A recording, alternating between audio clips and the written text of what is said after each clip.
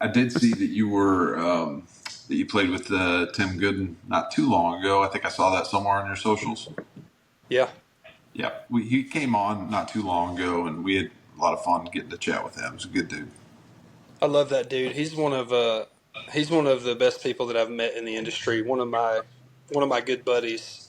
I played some drums on a couple sessions with him down in Alabama Sound Company where I made Fallacies at, and that'll be coming out here before too long if I had to imagine. I don't know any kind of release schedule for that, but we did some cool stuff down there, and we played a couple of shows. We got a couple more shows coming up. We're doing a private thing in North Georgia on the 31st. He's playing at it, and I'm playing at it as well. So Nice.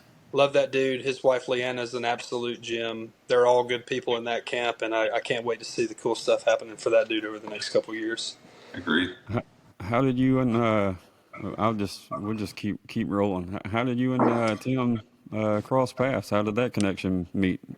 You know, the first time that we met in person was at Heel in Appalachia last year, and I was standing down in the area, like the rail area, not like front row of the festival because there were so many people there you couldn't get there, but like backstage in front of the stage. I was standing there to catch his set because I'm a fan of the records that he makes, and I've heard a lot of good stuff about the type of person that he is from my homies in the game, and I was watching his set, and in the middle of his set, the dudes from Trey Anastasio, their crew was like setting up all around him and stuff. And that's a thing that happens a lot of times at festivals and that sort of thing. But it was, they were like drum checking and stuff in the middle of his acoustic set. And I think, although we understand the nature of the industry and what it is, we were all a little bit bummed out for Tim because we knew that this was a moment for him that was kind of getting, even though he was still slaying it, he handled it like a pro. A lot of people were more focused on that happening instead of his performance. And then, as festivals do, he had to cut it short a little bit. And I just came up and gave him a hug after and told him I was sorry and that he slayed it for the time that he did have. And that was the first time that we met. And then we kind of crossed paths here and there together, and just, a friendship was kind of formed out of commonality. We're both Southerners. We both like the same kind of things, although from a different aspect of things. He's lived in Alabama for a little while, but he's a true blue Kentuckian. Yep. And then I'm from Alabama, 1,000,000%. Got the Alabama flag on my hat pretty much everywhere I go. And I spent some time in Kentucky, so we just kind of had a little bit of mutual love for both lands and respect for people and how things operate. And it kind of went into a friendship from there. I've talked a little bit with his management, a fellow named Jason Parton. I don't know if y'all know who Jason is. If you don't, Jason is just absolute salt of the earth human being, which makes sense because he's in Tim's camp, and I don't think Tim would mess with anybody that wasn't. But that's where we met initially, and then after that, we've played shows together, a couple different states, and got some good hangs in down in Montgomery in the recording sessions, which sessions are work, but if you've been in sessions or known people that are in sessions, it's a lot of fun and hanging out too in the midst of the downtime. Sometimes it takes a while to get gear set up or whatever, so the musicians are just cutting it up and telling off-color jokes, I'm sure. Yeah, I started playing drums in a church band. I started playing drums in my bedroom when I was a young kid, like 11 or 12. And then I started playing at a Church of God. If you know anything about the Southern denominations, Church of Gods are the ones with the rock and roll bands. and, so naturally, that's where I gravitated to. And I started playing drums there. And we had a music minister that would get some folks in a little local studio running around. And I started playing drums to a metronome early and got used to that click. And I've kind of gravitated to that kind of work anytime there's an opportunity. When my buddy owns Alabama Sound Company, and started out just doing some fill-in sessions down there as needed, and then he and I really started to work well together in that capacity. So I've been kind of bouncing back and forth from their production role that I play as well, because sometimes I produce music for other artists as well. But playing a lot of sessions, mainly drum and guitar on those sessions. What? I think we lost Soul. I will keep going just since hopefully he can hop back in here shortly. Yeah, no worries. You talked a little bit about production. When did you decide you wanted to get into production, and How did that kind of come about? Well, I think it's a thing that you have a particular interest in the dynamics of music or you don't. And maybe that's ignorance on my part because I can't speak about what other artists and producers' experiences are. But for me, I've always been particularly interested in different workings. Like I'll get obsessed with a record and listen to nothing but the drum track on the record for 6 months in a row, you know. Oh, cool. And Yeah. I I got into the technical aspect of producing whenever I went to Berklee College of Music. I went to pursue a music business degree so I could learn how to navigate the industry by myself because I knew that if you didn't know anything, it was all about who you knew, and I didn't know anybody, so I had to figure something out. So I went there to get that side of things, and that kind of sparked my interest in the clinician side of things, if you will. Sure. But really, I learned my most whenever I was making fallacies and four-letter words with Brett Robinson. He's one of the more ingenious people that I've ever met. He played steel guitar on the road for a long time with Whitey Morgan, and that's pretty much, a lot of people will know him from that, but really in his own right, he's an incredible musician. He plays everything better than all of us do, and he's a really unique mind in the way he thinks about arrangements and melodies and counterpoint and all of those things. So I learned, and I really attribute it to him, a bulk of the things the way to think about music in a different way from him in that session, and it really put me in a direction. So if That's I were cool. to if I were to attribute it to one moment, it would be that session that I worked on with them and my record. I had a lot of the pieces already in my mind, but he helped me. Watching him operate with the guys that were on that record, and the engineer there is a gentleman named Robert Shemp from Montgomery. He's another brilliant, absolute evil genius of all of the arts. But learning from the homeboys, you know what I mean? Your peers in the industry that know what they're doing and guiding you in the right way. And I still have conversations with him daily about all kinds of different things. We'll talk about a snare drum tone for 15 minutes on the Wallflowers record or whatever, you know. But a very short answer made to a long answer. No, that's cool. That's what I throw it at. Do you like to insert Easter eggs from different sounds that you really like into your stuff? I don't know if Easter eggs is the right phrase, but I definitely know that subconsciously I I lean towards the stuff that I like. yeah, When I started doing this thing, I've been in bands for years, my whole life. I've played my guitar player, I've played drums for him, he's played bass for me in different various outfits over the years. I've been on and off of stages for the last 25 years. And when I decided to do the Ritch Henderson thing, that was just me saying, I'm going to go write songs that I believe in that are from my experiences or from things that I've seen. And I'm just going to do the stuff that I'm into. And if people love it, sick. And if they don't care at all, I'm just going to do that because it makes me happy. And so I know that I lean towards those tones from the records and stuff without doing it intentionally. I've never sat down and said, hey, I really love this sound. Let's try to make this sound, because I know how much of a fallacy, pun intended, that would be to get there. You're not going to, if you listen to one of your old favorite great records and you try to recreate that thing, you're just going to end up with the Wish version of some really shitty tone, right. Yeah, I know what you mean. I've Yep. been, my process, we tend to be a lot more inspired about getting in the room, playing the song out, listen to it, and just going on the fly with how we think about things. And really, we do that to a point of, like, when I get to the studio, most of the people that are there have never even heard the songs yet. It'll be myself and the producer that have heard them, and then we're going to check it on the fly and see how that feels, instead of letting people sit with something for 3 or 4 months and they get their own preconceptions about what it's supposed to be, and before you realize it, there's a rehearsed part that all the soul's already gone from. Did you? Sorry, Soul. I'm gonna keep asking questions, but Yeah. this is interesting. So, did you figure that out from previous experiences in bands, or when you decided to kind of go out on your own and strip down the pre-production?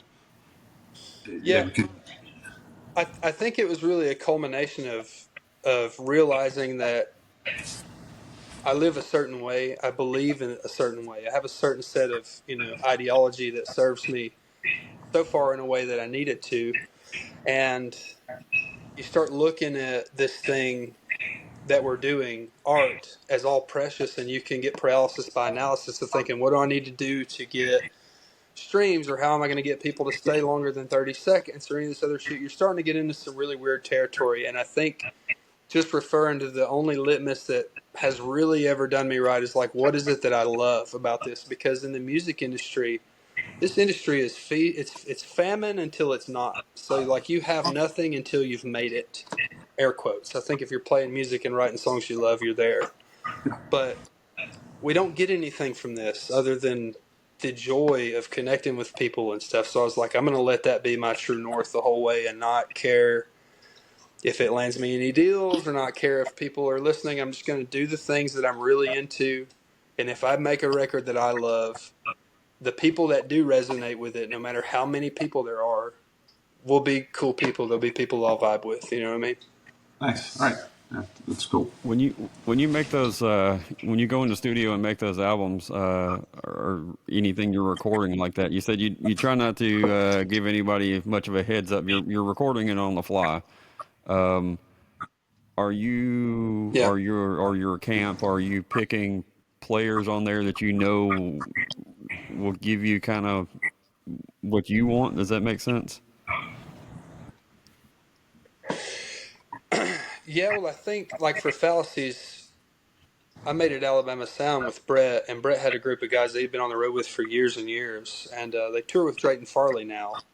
Um, but Jimmy Teardrop, Alex Lyon, Bradford Dobbs, all those boys have been in and out of different road outfits with Brett over the years. So he kind of had a vision for what he thought it should be with the songs that I presented to him, and he knew the homeboys to get a hold of, because he's like, these dudes, they were a part of Mm-hmm. his crew. You know what I'm saying? I think he knew that they would deliver what was necessary. And on that record in particular, I didn't have to be hands-on, and I didn't really have to pick a lot of hills to die on with the producer, because Brett and I were very aligned sonically. Like, we listened to the same types of things growing up.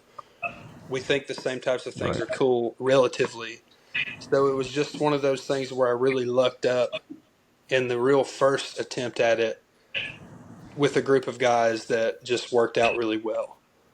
And all at the helm of Brett, kind of directing everything and keeping us on the tracks of what would become a very involved process. I mean, we spent a lot of time on that record, and really the arrangements are particularly stripped down, you know, if you're looking in comparison to Right. some of the other records out.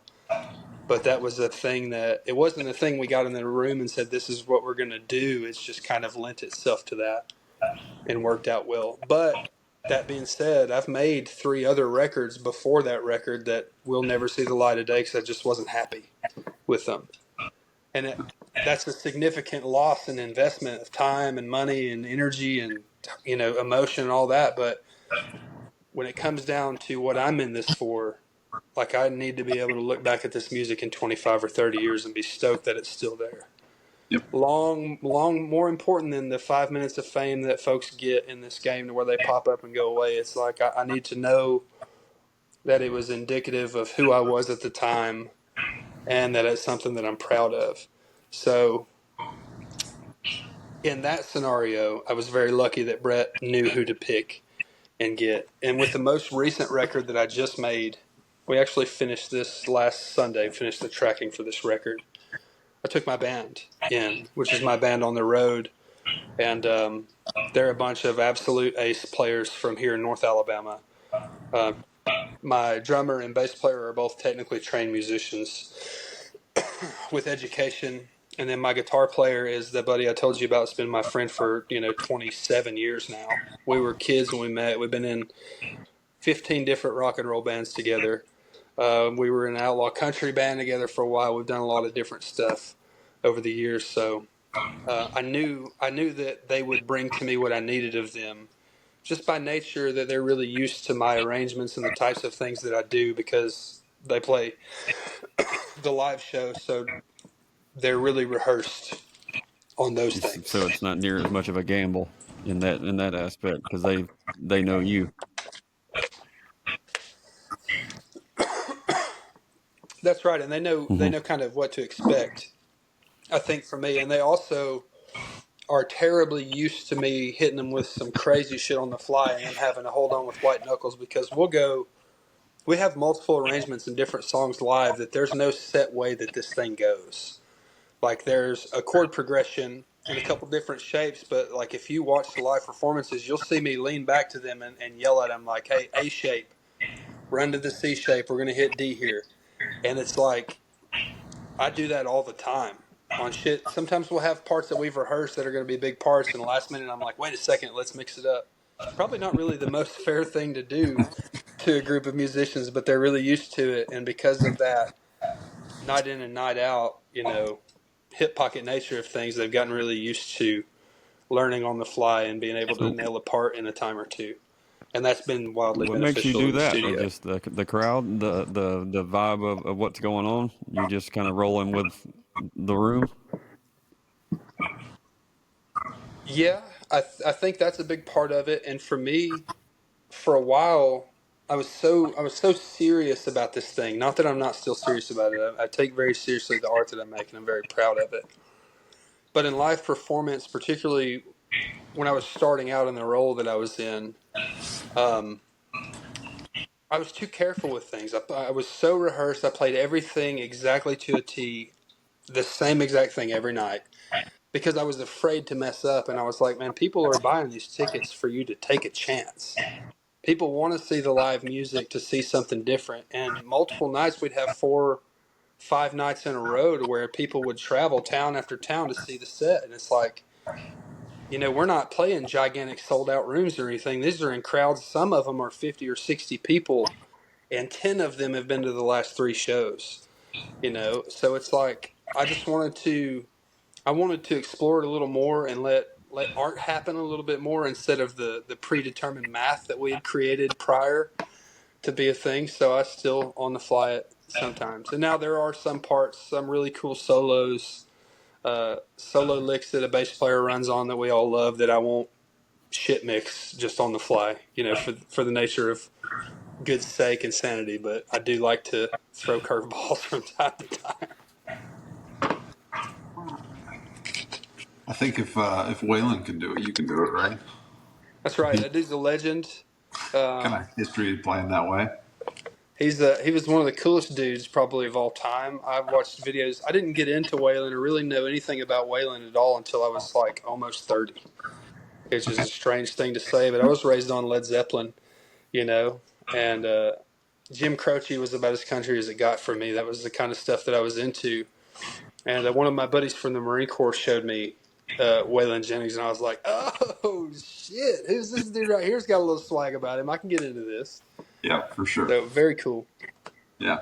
Um, this question is hard for me to ask, so I bear with me just because I'm not very good at asking it. So Yeah. you have a pie. So you got a Mm-hmm. pie, and it's divided into 4 parts. You've got songwriting, recording, performing, and then everything else, the business aspect of running your business. Yeah. Where would you put it in terms of, like, if you're going to put a percentage on each slice of pie? Where would you put each of those areas in regard to importance, and then in terms of what you enjoy? Okay. Importance. By the nature of this last record, I co-produced it with Robert Shemp in Montgomery, so we'll go off of that first. We'll Okay, break this down into record processes because it's different for each. sure. Um, Songwriting is up there. I consider myself first and foremost to be a songwriter. Okay, I think that's probably where my strength lies, and that's pretty important. I'm going to give that. Let it be a placeholder. We're going to give that 35% of the pie. fair. Okay. Business side, though I know it's very important to me about things that feel important, I have to take that and make it a small sliver. I don't Okay, know what percentage yet. We'll see what we have left after I've given the other things out. The productive aspect of the records and really the engineering side, that's one in the same. I love high fidelity records that sound really good. So I have been not able to go make anything that's not hi-fi at least. And I know that like for a while there in our scene, the trend was to bust some acoustic shit out, played a bunch on TikTok until it blew up, and have 100 million streams with you and your guitar. And I perform a lot like that. That's probably my, up until this last year and a half of really digging into the band stuff, that's been my strongest suit in performance, and I still feel like I can hold my own with my guitar on any stage. Um, but I really enjoy the process of making the records, and I value it as an art form far beyond what it will be received as by listeners and or critics alike, because the jury's in on who knows what the hell they're talking about, and that includes me, frankly. I don't know that I know what the hell I'm talking about. I just know what I like. Yeah, that's So I got fine. to give that an even split Okay. with the songwriting. I think the creation of the art in general, as far as this business, matters more than the other types of things like posting to social media, being relevant, all those things. I get that it's supposed to be a necessary evil that we need to do. Um, I know how to do it. I started the alternative AF and blew that up pretty quickly. And really, people were like, "You're the alternative guy," and I was like, "No, I mean, I am, but I'm Ritch Henderson." So I just stopped. Like, if you go look at the post on that page, it went from 10 million views of video to nothing because stuff started to get weird in a way that didn't really serve what I feel like I was supposed to be doing. So people can argue the importance of those things. For me, what's important to me is the art. And I know that the business side of things have to be done, but I think a lot of times people feel like the art that you make is simply marketing to push your business forward. And I think as a generation we've got that backwards. I think largely in part um, because of the algorithms. God bless them. It's pushed our art form backwards in a way that people don't consider that so much because it's not rewarded necessarily. I mean, it is rewarded. Don't get me wrong. If you make great records, Right. people are going to love it. But it's no longer a requirement to have a great record. And For I sure. I even argue with myself about like the level of entry because the cost of entry, and I don't want people to be barred. If all you have is a fucking acoustic recording, dog, put it out there. If you don't have the means, hell yeah, go for it. I support that every day of the week. But for me personally, as an artist, I got to be able to live with it, and it's going to be hard for me to tell my friends, hey, I'm going to produce your record, and we're going to go to the best sounding rooms that we can find with the greatest access to microphones and old guitars and really cool amps because we want the signal that's being made to be pristine as well as the capture of that signal to be pristine. Even if you get 5,000 streams, who cares? Yeah. Because what if you get 400 million streams and it sounds like shit? Yeah. Right. You have to live with that forever, dude. Yep. You know? And that's something in permanence that I think would last way longer than the trend of virility pushing stuff to the top of things, because once the conglomerate music industry grabs a hold of enough independent artists, which we've all seen it starting to happen, Sure. um, and they get control of this market that's booming, they're going to hold that control with a death grip until something else pops off in the next wave, when all of the pop music's starting to turn into 80s synth music, if you have noticed. Yep. And that'll be the next big thing they grab on, and then they'll move away from our scene, and people like me who just do it because we love it will still be here. Yep. So that's high level of importance. What's the last category we have to put into importance here? Well, performing. Performing. I don't know how big circles can be. I think ours is going to have more than 100%. It's okay. I I have to give that an even split as well. I got to give an even split to the Okay. performance. A part of that works into really the business aspect of things. Anybody who's done any time on the road, unless they just hit off of a video and get viral and start with a EPK and an agent and 5,000 t-shirts, they know that you don't get to perform in front of any kinds of crowds without learning the business of this thing and figuring out how to get agents or buyers to speak with you and building a rapport with them and relationships throughout the game to keep you sustained. Because if you're an artist that's doing it by yourself, I feel like it's more difficult when you're reaching out to buyers and those sorts of things because they're not dealing with an agent. They're dealing with an artist, and that's a different kind of response that you get. Um, Again, just my experience, I believe that to be the case. I could be totally wrong here. There may be other artists that are having the opposite experience. But the thing that happens at a performance is you get to meet all those people that you made this thing for, that you didn't know you made it for. So Right. many people that I have met that we would pass each other by in a grocery store and never speak to one another. It'd be a quick head nod and we'd move on.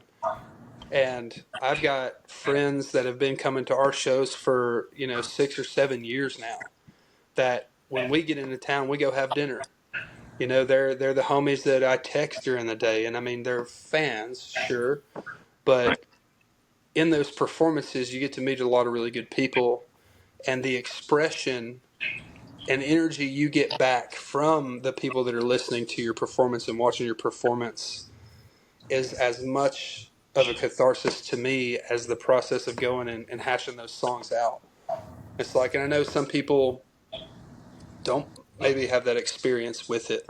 Right. I started having panic attacks after I got sober, and it was difficult for me to perform for a while. But even still, amidst thinking that I was going to die for no reason all the time, being on stage and really getting off stage after we got done wearing it out and going and seeing the people and hugging the folks I've not seen in 4 or 5 months, catching up on their lives, finding out how their kids are, all of those things.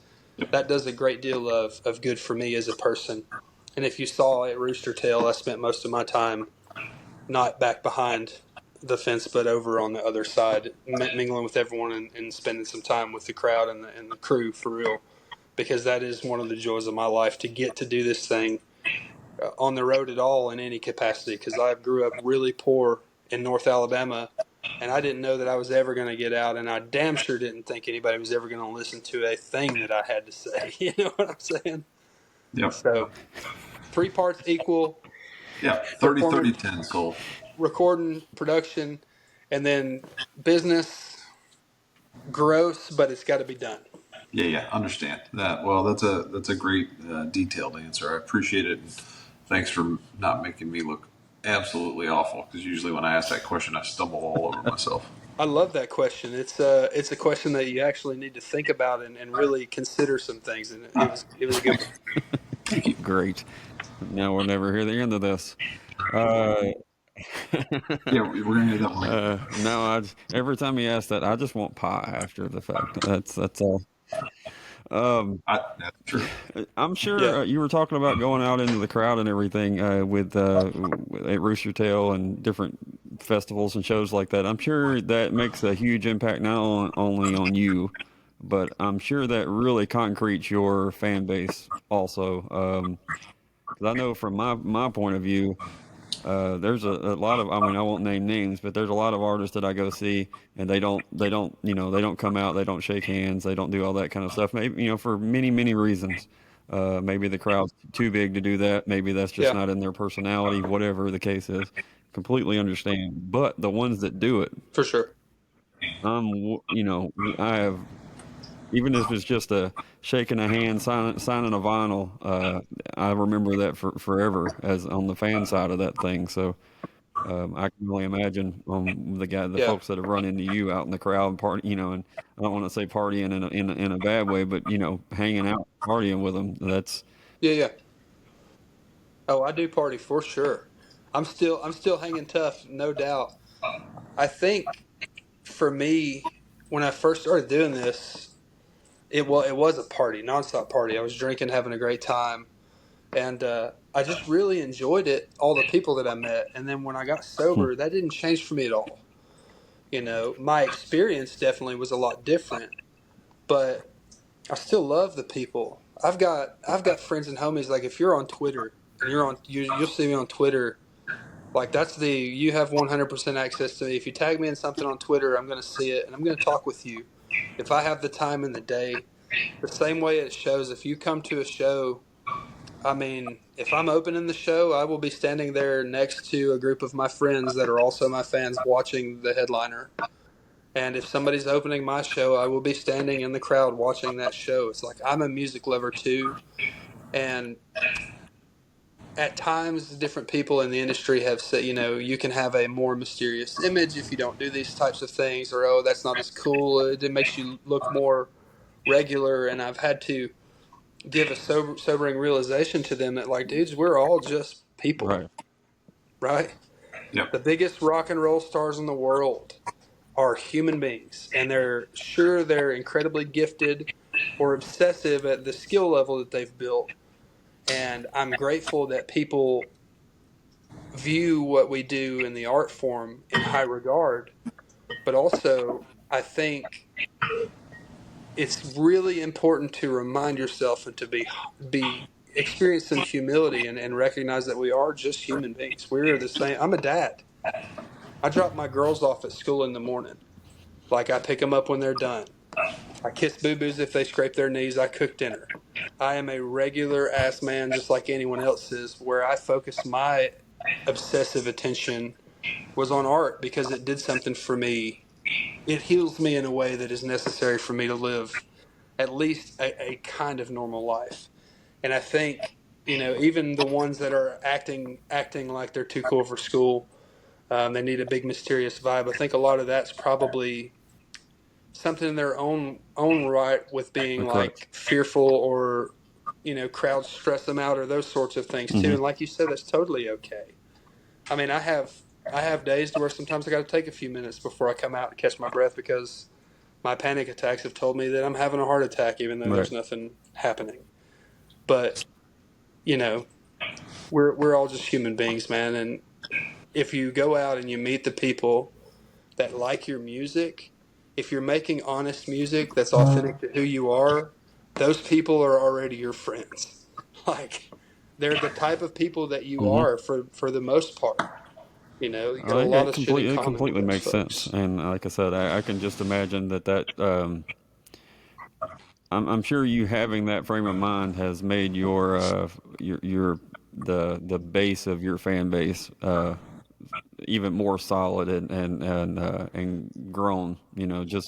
Just from you being like you said, normal with folks. I mean, it's a huge deal. I don't think a lot of I think a lot of artists maybe lose sight of that. And I'm like again, I'm not trying to criticize anybody because everybody's got their own way of thinking, their own lives, and all that stuff.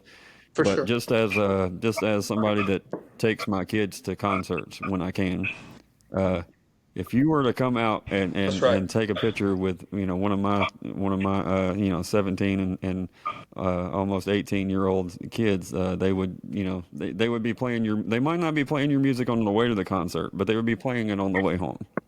And I'm just That's right.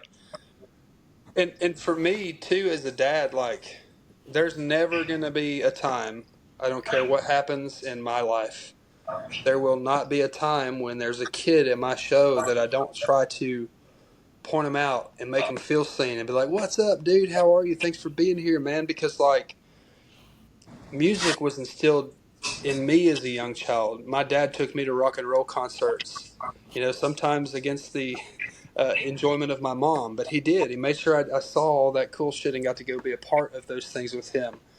And it did something for me that gave me, there were times in my life, really quite a few times, when all I had left was music. That was it. And I'm not talking about the normal run of the mill, I've lost my job and I'm down and out. I'm talking like post deployment, extreme PTSD, incarceration, suicidal depression, all kinds of really serious things. And, like, music was there for me in a way that not much else can be there for me. And I take the responsibility of being one of the people who makes it very seriously. And anytime I see a child there, I let them know that, like, hey, this is a space that you're welcome. This is a cool place to be. The dude that was just on the stage saw you and he came over and talked to you. If I got a T-shirt in their size, it's theirs. I'm not going to have a kid leave the show without being able to get a shirt because dad had to spend all his money on the concert tickets, because I remember what that shit was like. You know what I'm saying? So I always make that extra effort for that, not only for the kids but for the parents too, because the seed that they could be sowing in that kid's life might be something that carries them for the rest of their life, mhm. and they're not even aware of it yet. It might not come to fruition until they're 25 and they decide they're going to play guitar and they write a bunch of songs that move a whole bunch of people. Yeah, That's it happening really these is days. definitely.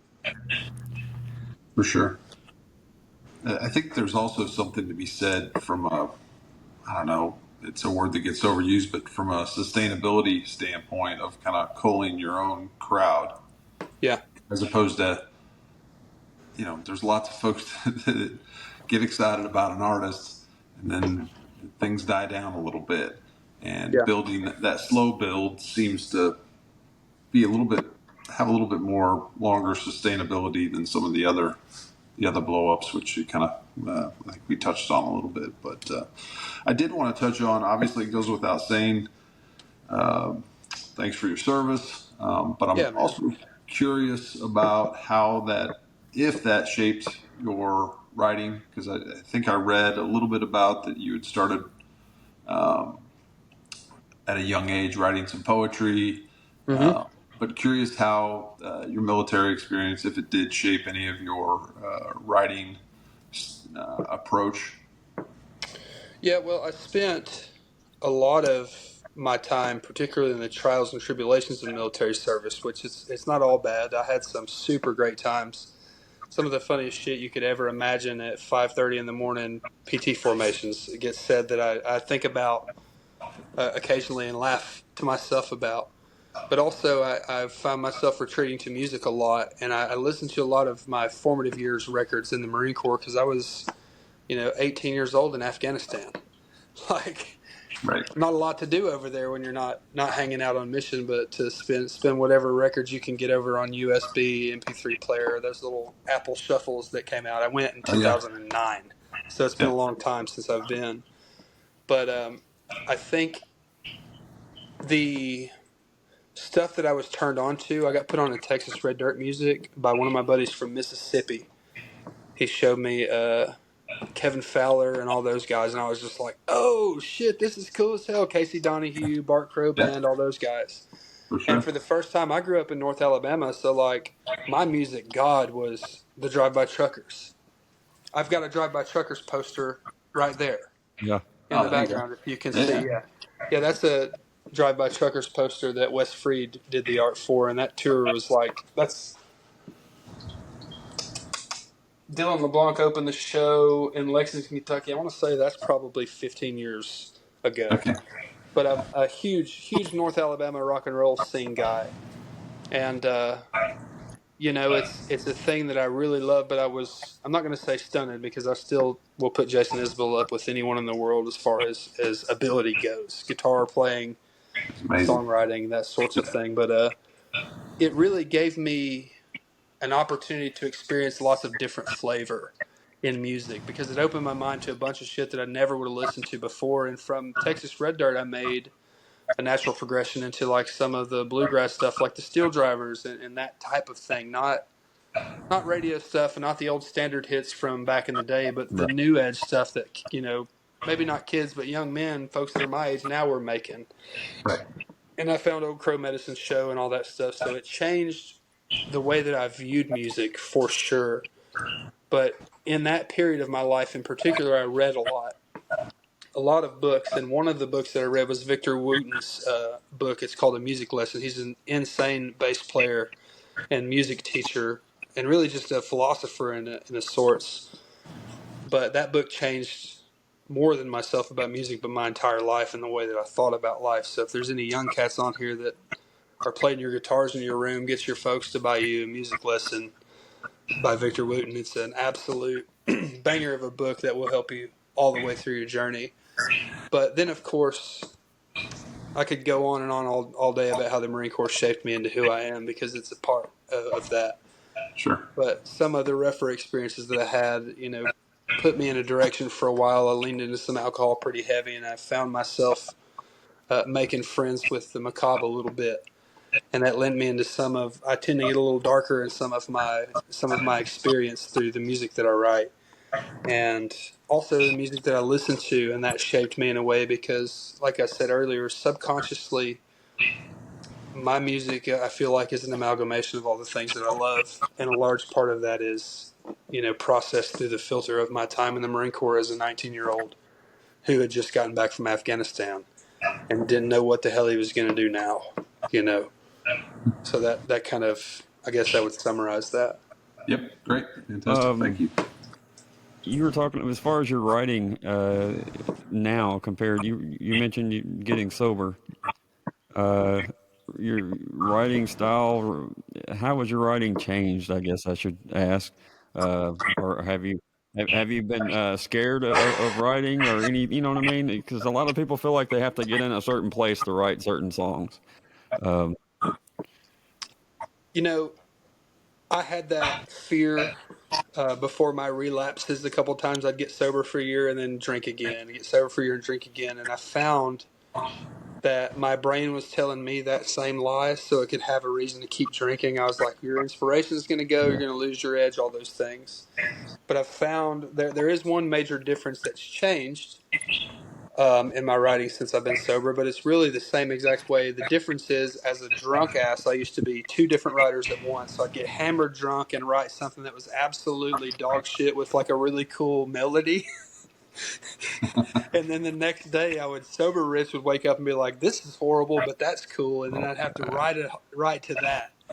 So nowadays my process is the same. I usually just work off of some kind of inspiration that I have, whether it be a feeling or a guitar part that I'm playing, because I do play a lot of guitar even when I'm like, my downtime is noodling with my electric guitar unplugged on the couch with my brain shut off. And then something will happen. I'm like, ooh, that was cool. And I'll make note of that, and it'll sit in my pocket for 6 months, and I'll play it over and over, the finger style exercise, and then a song comes out. So I still write in a very non-intentional way. The stuff that I do is not really cerebral in any sense of the way. I almost feel like I can't really take credit for it because I put myself in a place and I find something that invokes an emotion in me, and then I just let it go. And my process has become frequently relinquishing that control over something and letting songs happen, and that's how all my shit happens. Almost everything. And I say almost everything, I mean, like, I've written 2 songs with the intent to write a certain kind of song in the beginning of that, and the other 140 songs that I've written are all flow of consciousness, like weird reptile aliens that Sturgill talks about Yeah. gave them to me. You know what I mean? Uh, But yeah, so sobriety has changed in the fact that I don't have my super drunk assistant to write horrible things at 2 a.m. that I have to then go fix and make so presentable the next day. it's more. Funny how that Rich works. is Yeah. more efficient now. Is what we're okay. That's right. Yes. Yeah, it's an easier Understood. process. Uh, you were. I guess I want to touch on a couple things before we get out of here. I know we got a little bit of time, but I want to Yeah. make sure because I hate to ask like the normal podcast questions, but also not only are I want to get people to know you, but also we're covering all kinds of ground. So but you grew up in North Alabama, and what kind of you mentioned you Mm-hmm. grew up. Most of it was rock and roll, but what kind of music was Yeah. what was the music in your household as a young Rich? You know, my grandmother sang on some records in Motown. Historically, she does like vocal harmonies on a lot of pretty big hit records. So I've got some of that in my blood, and my mother is a very gifted vocalist. She's on this record. She sings on stage with me sometimes. Like, she came and sang with Rooster Tail and brought my daughters on stage with her, and they all sang harmony to our opening song.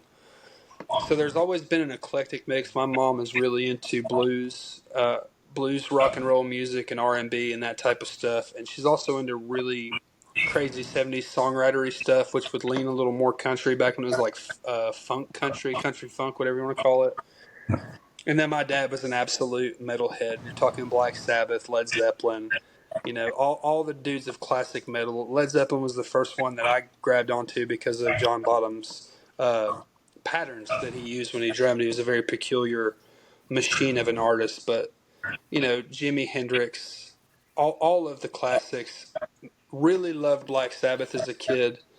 Diary of a Madman record crushed my whole. I was like 8 years old, running around singing shit. I had no idea what I was singing. And Dad was just like, hell yeah, that's awesome. Don't say those words in public ever, but like listen to the rock and roll music. You know? But also, I did have a wildly influential country path, like a classic country path that I was unaware of really happening in the background. My mom used to work at a grocery store. Um, and she worked in the kitchen. They have this deli with like super good chicken fingers. Still to this day, some of the best fried chicken you can ever get. But in the background there, the gentleman, Mr. Gary Hyatt, who ran the place is called Hyatt's. It's in Addison, Alabama. If you ever get there, go get the chicken. Tell him I sent you. You won't be sad about it. But they had on a 105.7 classic country in the background all the time. So it was like Randy Travis and all those boys would pop in with like some of the newer stuff at the time. But there was also standard bluegrass tunes of Merle Haggard and George Jones and Waylon Jennings and all those guys at the time. I was into rock and roll music, so I was never paying that any mind. But when I started to get into Waylon and listen, I was like, "Oh shit! I've heard this song a million times. I know the lyrics. I know the melody to this. I know the key signature that it's in, and the timing, and all of these things. I'm very familiar with this music." And it really hit me when I started writing my own music because at first, when I just had an acoustic guitar and I didn't have a band or any of that stuff, everything feels like country music when it's just an acoustic guitar, you know? And I had a lot more of those roots kind of poking out than I was aware that I had. So at home, rock and roll music mainly. My mom loved Janis Joplin, so really like the late 60s, early 70s rock. Still to this day, CCR, Doobie Brothers, Allman Brothers, just the best shit ever made, in my opinion. Greatest era for music. American rock and roll. That's our biggest and best export that we've ever had, So and that's what I you grew up mentioned on. your grandma with sang with Motown. Is that was that part of the Muscle Shoals area that she was able to do that, or did she do that? No, it's actually Motown. My all my Okay, family's originally from Detroit, Michigan, yeah, and Motown is in Detroit, Michigan. So it's strange that we ended up moving to North Alabama. But she sang there. She did a lot of session work and sang on a lot of those records up there. And then whenever she had my mom and her brothers, they moved down south for whatever reason. My mom's dad died really early, and so it was her mother kind of trying to figure things out with the slew of kids and it being in the south without really any access to a lot. So that was kind of an end of a dream that was happening there her for a while due to tragedy. And she stayed down here, and I guess that's where the rest of our family was at the time. So she came down here to where her support system was, and my mom finished up being raised down here. And then, of course, my brother and I were raised here in Alabama. I've never known anything but Alabama, but all of my family is from either California hmm, or Detroit, Michigan.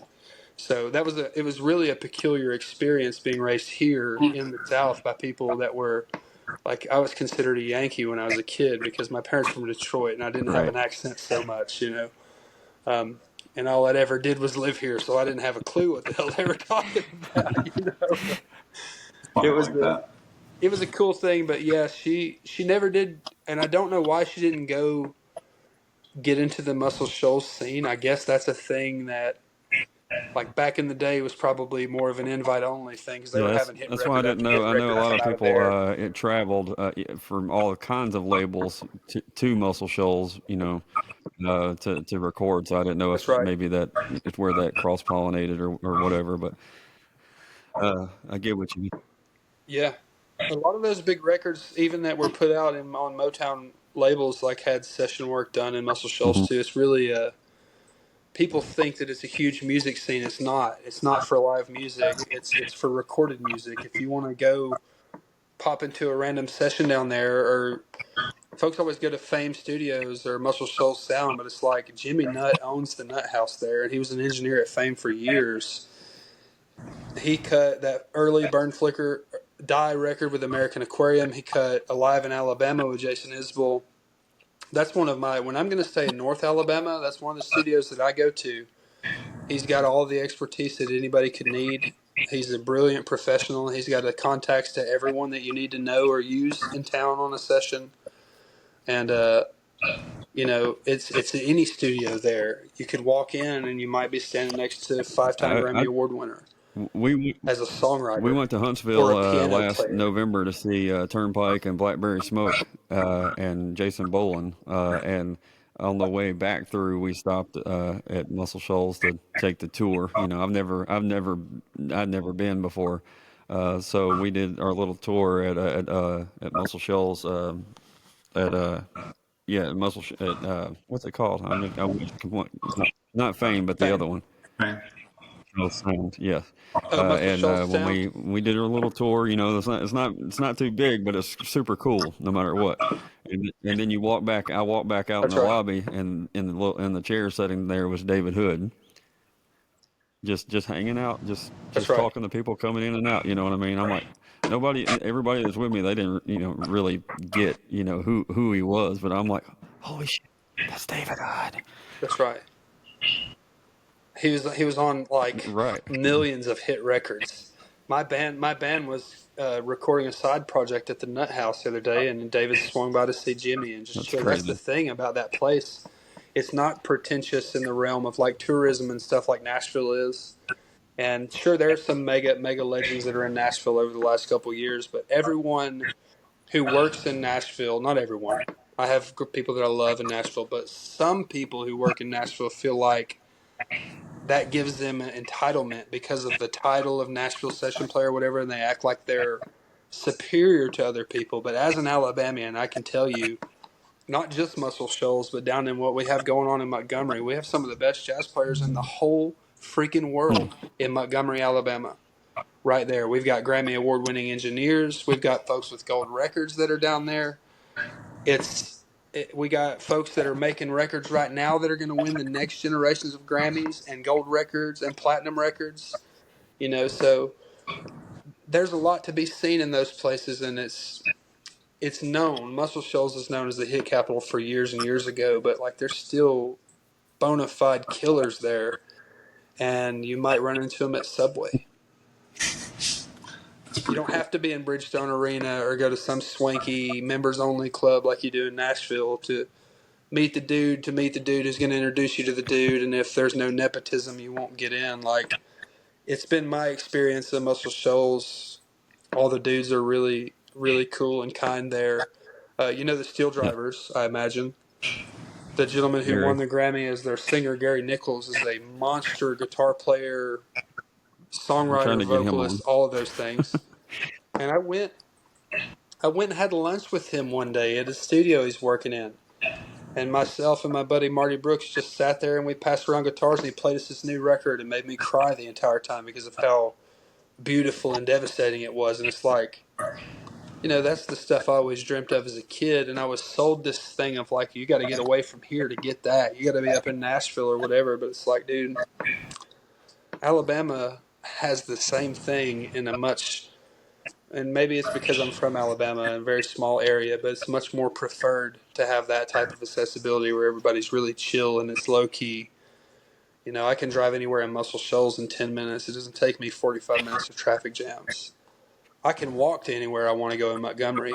You know, we got a coffee shop at the studio 3 seconds down the road and some of the best Thai food you've ever had right there on the square. every time I've ever You been know, through Montgomery so on the it's interstate, I cool. get stuck in traffic. So I have terrible luck about coming through that part of the world for some reason. Every time,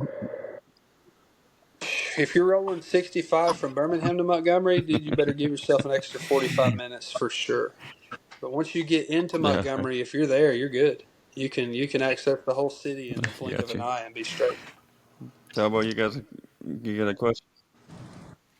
I do. I have two that are pretty easy, I think, Okay. and then I'll flip it back to you, so you can wrap it up.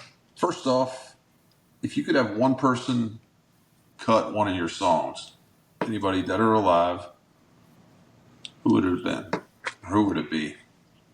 One person to record one of my songs. Is this a financial thing that we don't care about, or is this specifically for to make your chest Number feel two. good? Let's say yeah, to make your chest feel good. As I say, I don't really care so much about the first one. I think Prince has to be the answer to that question either way. Led Zeppelin would be huge for me. That's all of these things. Obviously, this is our never gonna fucking ever happen crazy wish list. Those two, Elvis would have been Still fun cool. to think about. Yeah. Elvis liked to cut a Yeah. lot of songs other people wrote. George Strait don't like to sing songs he wrote. He could cut some of mine. That'd be pretty cool.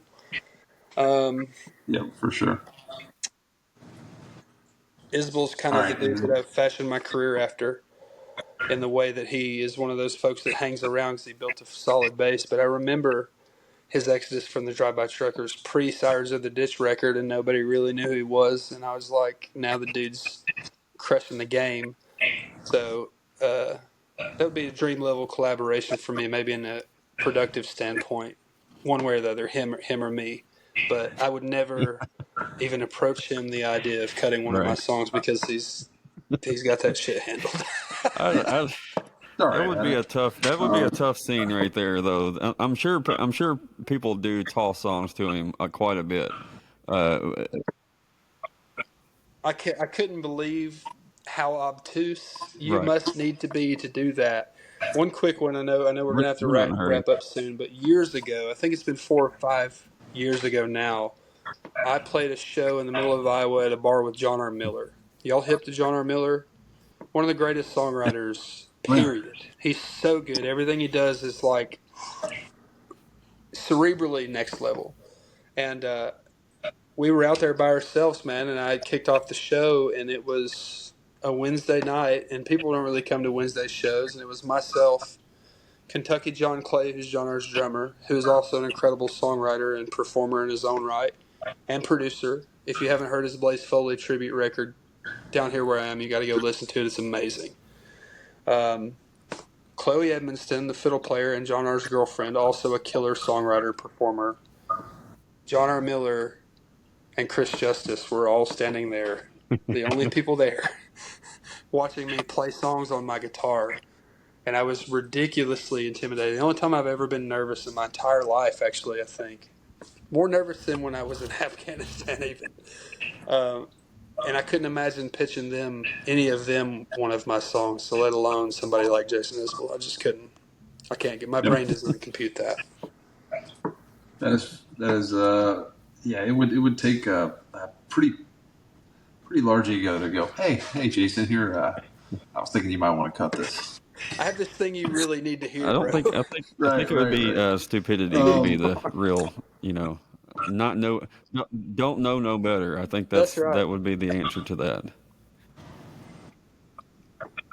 Yeah, but I feel like if you were I bold would enough to hope. I do it, would hope that's it. he would probably at Maybe least guts to do listen it. if you had the Well, cojones to try. sometimes But being Right. less educated pays off sometimes. So that's right. All right. And then my last question is, what's the most common misconception that folks have about you? I can't be sure of what people's misconceptions are. The ones that they always say to me is that they feel like I would have been mean. And I get my appearance. I'm probably a little more of a gruff character, or look like a little more of a kind of a rough and tumble fella. But I got a lot of love in me, and I can be mean for sure. I have been mean at times in my life for sure. The older I get, the more years that pass with my beautiful daughters change that and bring a little more softness in me. But really, I think people don't think that I'm approachable, and I'm the most approachable person in the world. It doesn't matter where we're at. If I'm sitting down having family with my dinner, you could pull up a chair and order a plate, and I would not mind at all. It's just one of those things that my mom is like that. She'll talk to anybody, and I am that way. And I think, particularly in public, because I recently got glasses. But before my glasses, I couldn't see anything, so I was always mean mugging everybody and didn't realize that I Sadly, was don't. making really rough faces. So I think that's a pretty big misconception there. a couple people in the chat want to know if your hair was long or short. That was so far. That's the only question we've got. Yeah. My hair now is short. I've got it cut off.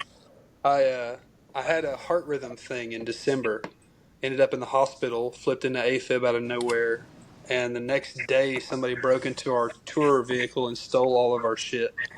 Like $15,000 worth of stuff. And the stress combined with the new heart rhythm medication they put me on at the time destroyed my hair health. And I had Yeah. hair like to the middle of my back, very thick. I always wore it in pigtail braids. And it started breaking off about 10, 12 inches up. And I was like, I'm not going to be the dude with really shitty long hair. So I cut it all off. And now that everything is kind of getting back to normal, I'll probably be right back to I my journey got of you. growing my hair back out. So It's a weird thing that people it are so is. It concerned with is. hair, isn't it? Well, I think yeah, like even with say like Jinx and his beard, you know, they lost their shit when he shaved his That's beard right. at one point in time. Yeah, so I mean, That's a it funny is story fun. I too. think that kind of the way you were talking about, they put artists and people kind of up on a pedestal, a little higher than normal, and they're supposed to That's look right. the way that you found them. You know what I mean? So any changes are Yeah. weird to, or it can, I don't know. It is an odd thing. Yep, it is. It's interesting, but I tell you, that first shower that I took after I cut off 2 feet of my hair, I was just like, oh my God, I'm going to save so much money from conditioner and all these other kinds of hair products that I don't have to use Uh, now. It's been well, I get tripping my a kids couple out, though. quick questions and then get out. Yeah. You mentioned the music that was around your house. What was the first actual concert that you went to with a parent, and then what was the first concert you went to you're choosing? Okay, first concert that I went to, my dad took me to Bad Company, Molly Hatchet and 38 Special. Absolute banger of a show. The drummer was going bananas all night long. I was 8 years old. I'll never forget it for as long as I live. Arms flailing around, hair everywhere, shirtless.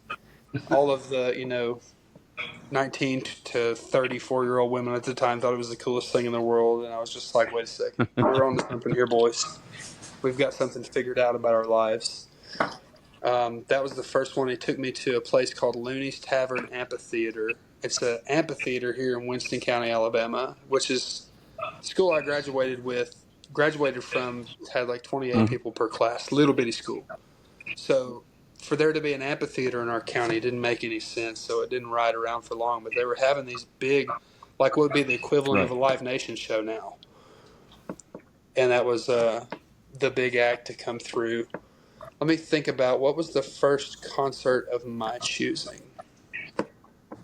I didn't spend a lot of time going to concerts when I was a kid because I was playing all of the shows in bar Hmm. rooms as soon as I could get into them. I pretty much tried to stay booked every weekend. I was getting paid $100 to play drums or sing cover Right. songs. You couldn't keep me out of that. But I saw Hank Williams Jr. was pretty early. I can't remember the order particularly. It's been a while now, but I saw Charlie Daniels. That was pretty sick. Blackberry Smoke, years and years ago. I've loved that band since I first found them. This was back in the Whippoorwill record days, so Hmm. probably 2012 or 13. Um, the first concert that I begged my big sister to take us out to, um, she wouldn't do it, but I ended up going anyway. I had some buddies that had a Ford Explorer, and we got a little bit of weed and some beers and made our way up to Birmingham, Alabama to catch the drive-by truckers happening out there. Uh, this was That's the probably drive by 2007, trucker starter pack 6 right maybe. there. There you Yeah, it was go. a long time ago. But being here from this area, and them making sure to pass through. Oftentimes, that was the early thing for me to see as a kid, and I was just a long-headed, scrawny, punk-ass kid that loved. I was obsessed with drums at the time. I didn't even care Hmm. about guitar tones or anything. But Jason's lyrics hit me like a ton of bricks. I was like, wait a second, this son of a bitch right here is from where I'm from. I know that because I can feel it, you know. And I think that was probably the first one I decided, like, hell or high water, I'm going to this show for sure.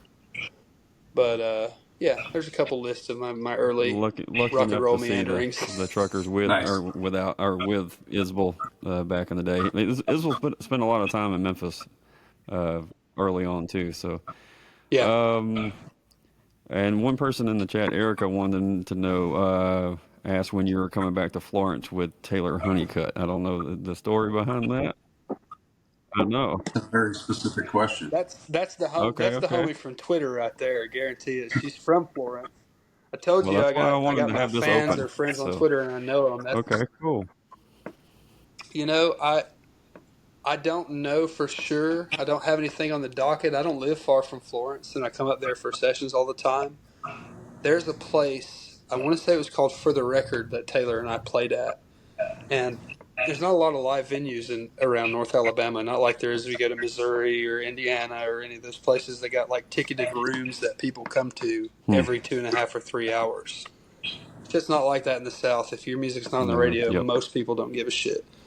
So it's historically been a tougher market with the Red Clay Strays boys popping all the way off. My record getting some love from some bigger outlets. Drayton doing really well. We've had some of that start to move in a Hmm. direction for us out here. But I know Taylor's always on the road. They're playing mega shows all the time. They got WME at the helm, booking them anywhere and everywhere they can get them. And I think for me, I've been looking towards the end of fall to get back and do a full band performance, either in Florence or we're going to try to shoot for the Princess Theater in Decatur, Alabama. So that's for Erica. We can see you soon, homie. We're Got not to too meet far. We're just Taylor down the not long road. ago. Her and the band both were super fun to hang out with. Great people. Yeah, they opened up for the Steelwoods here in Memphis and got to sit down with them. Yeah. Did you I met the bass did. player, I young did. Ethan? Mhm. That's my right hand man. He toured with me on the road for years. My best friend in the world. I love that dude to death. He's an absolute hammer He was of a cool. human being. He come up. We had a he come up to our table and then hung out and stuff after their set, and yeah, they all the guys were super cool. But That's yeah, right. Ethan was. You could tell he was like the guy that would be diving through a table or something after a bottle or whatever. That's right. That's my dog right there. I got to meet Ethan at Billy Bob's a few days after the Soul got to sit down with Taylor, and Yeah. man, I had a blast with those Mhm. everybody there. They were great, and I already knew that from Adam, but I learned in person, and I can't say enough good things about him. It's so funny when you see a band that gets on the road, in any capacity, they come up with their own little sayings and their quirks and their inside jokes, and you get to be around them for a little bit, and it lets you inside of their world, and you get to see the charisma between one another. That's not just on a stage, but that's really there. Yeah, And that group has a lot of that in spades. Taylor's husband, Josh, is the lead guitar player. Not the gentleman Yeah. who does slide guitar. That's Tyler Treadwell. They call him Young Son. He's an absolute monster with some of the coolest guitars and tones in the game. But Josh McKenzie's got a lot of swag about him in a way that, like, when you meet people and you're just like, that dude's an absolute superstar. Don't know what it is about him, but he's got the thing. yeah, That's got the thing Yep. that group has in spades. But Josh has it in probably as much as anybody as I've ever seen or met, except for Brandon from Red Clay Strays. That Hmm. son of a bitch has that too. Yeah, But he does. He does for sure. good group of folks, man. Killer players. I tell people all the time, anytime it gets brought up, I'm just like that. Go to their live show. They're road dogs, and they play a very high energy rock and roll live show. Man, if you like the live show environment and you want to party with some real ones that are going to party and really do it, hit you in your mouth with the rock and roll music, that band will do it for you. You should see. Thousand Man, percent. I know I keep Yeah. saying last question. We keep all of this I got of time, the buddy. I'm in no Alabama hurry. talk, and if we don't bring up Adam Hood as much as we talk about Adam on this Adam Hood. podcast, he might as well be a sponsor of this podcast at this point. But Well, you can let him know that he is next time you talk to him. um, have have you had any interactions with Adam in the territory? I mean, I know it gets to be a small world, so I just imagine that you have. Yeah, Right. Adam, he's from Alabama, but he's been playing Texas music scene and all over the country for years and years and years. So, like, Adam's an Alabama, and I'm proud of the things that he's done, and I love his music. But really, Adam's a child of the stars at this point. That dude knows everybody. He's written with everybody. He's arguably he might not get all his flowers, but he's worked with everyone Yeah. that matters for real. He has. He's an incredible songwriter. He's a great performer. I opened for him in 2018 at a place called Sidetracks in Huntsville, and we kicked it before the show and after the show. He always remembers me when we get out in public anywhere we go, or at least if he doesn't, he acts like he does, and that's good enough for me. And he's been nice to me every time I've been around him, and I've been a fan of his music for quite a while. Probably not as early as some of the other Right. folks like the Truckers and that type of stuff. He's good friends with Brent Cobb, who I think it makes some of the most complete records today. And he's finally starting to get some recognition, thank God. But I think he's up there with like Jason Isbell and those boys, and I think Chris Stapleton. He's up there with them folks in my opinion. And I know he's got 1 million listeners or whatever now, but like he should be in stadiums selling them out in his own right. And I think hopefully the tides are moving in that direction for him. But yeah, I love Adam. I love Adam's music. He's always been very kind to me, and if I had to give him a star rating or recommend him, I'd put him up there very All high. right, man. So Nice. the most important question of the night, the last one. Rich, what Mm-hmm. is your favorite Little Debbie cake? I know that's a tough question. That's a hard hitting question there, but That's not a tough question. It ain't even close for me for any of the other ones in contention. The only thing that's unfortunate, or I guess fortunate from a waistline, because I've been trying to lose a little bit of weight and stay fit and stuff and be active, but the Christmas tree cake, son, is there a different answer to it? it's Let's because go. it's got the spirit in it. It's Does have the the green spirit. sprinkles is what it is. Because if it didn't have green sprinkles, it would suck. Something about that combination, they hit it. They hit it out the park, dude. I gained 15 pounds every time they release those freaking I cakes like to out, say that dude. it's the Christmas spirit that they put in October when they make them. That's yeah, yeah. That's right. That's right. That's absolutely right, man. I love that. What's your favorite Christmas tree cake or your It's favorite Little Debbie probably cake? fudge rounds, but the bigger ones with the more icing, like the double decker or whatever. Yeah, Right, yeah, right, yeah. You got and to a have that glass of milk. ratio right.